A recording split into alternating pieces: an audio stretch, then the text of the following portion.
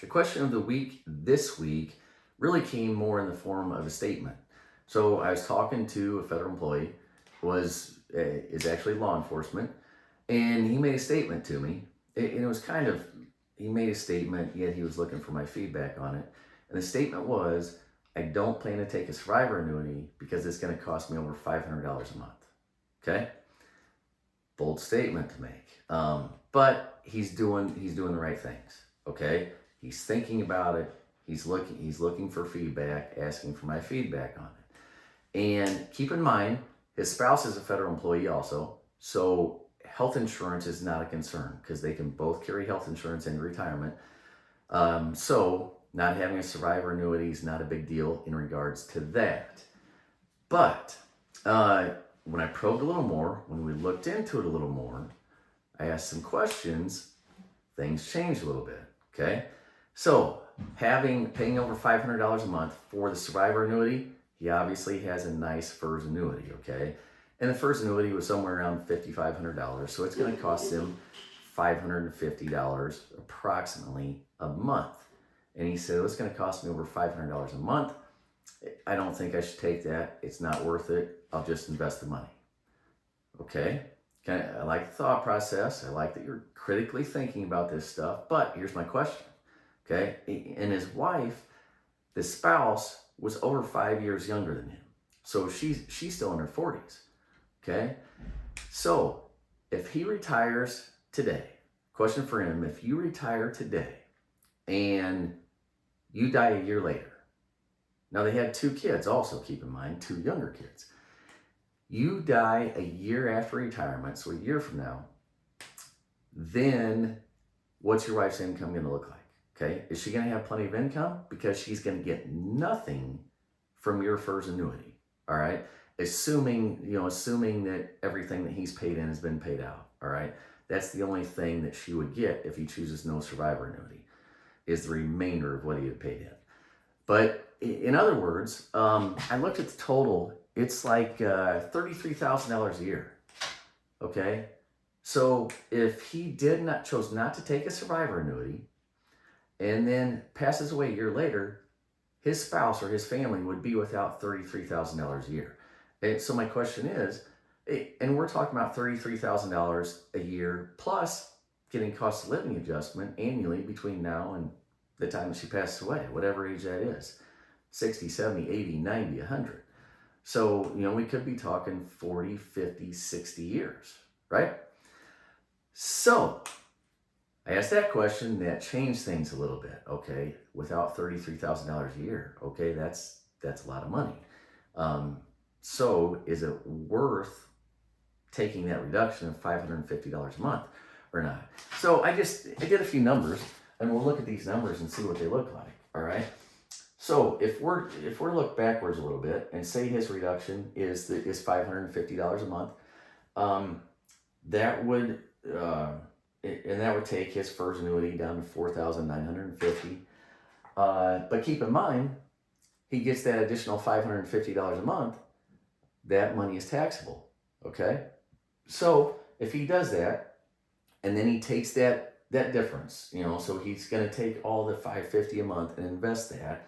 You got to reduce that by 20% or so for taxes. So let's just say he invests $450 a month.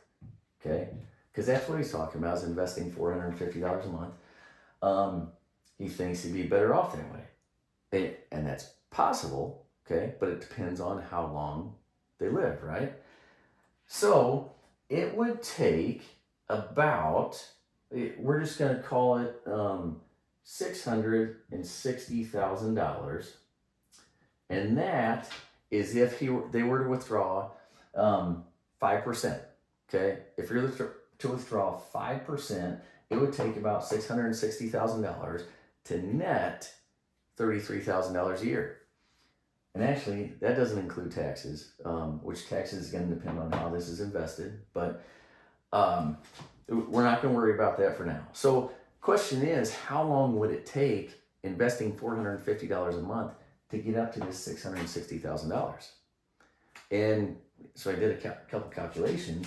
If they were to make 7% or 10%. Okay, 7%, it would take 32 years to get to that 660.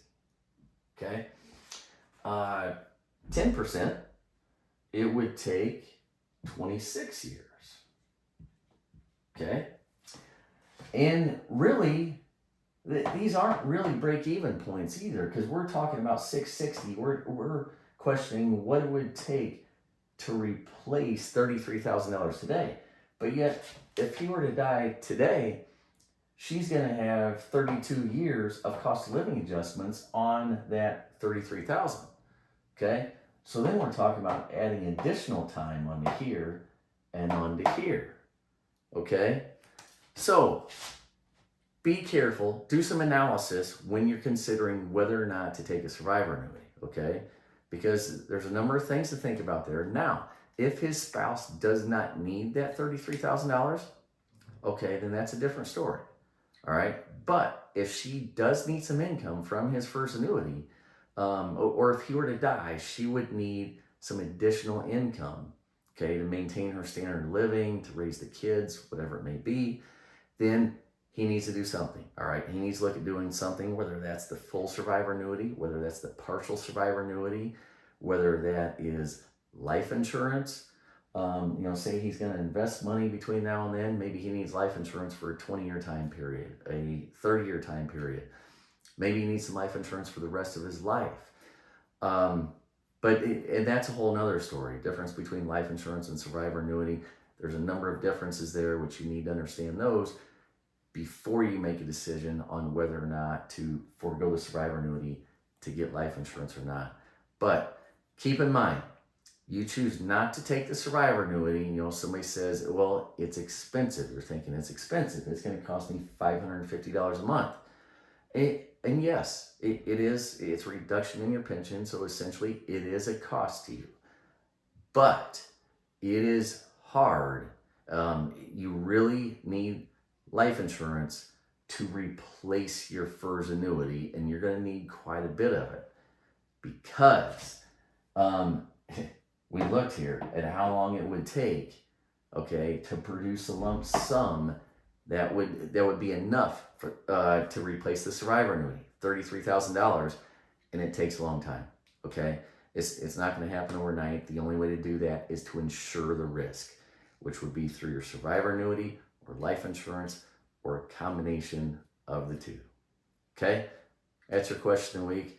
I hope you guys learned something. I'll put a couple links down in the comments to help you out more with this question. Thanks.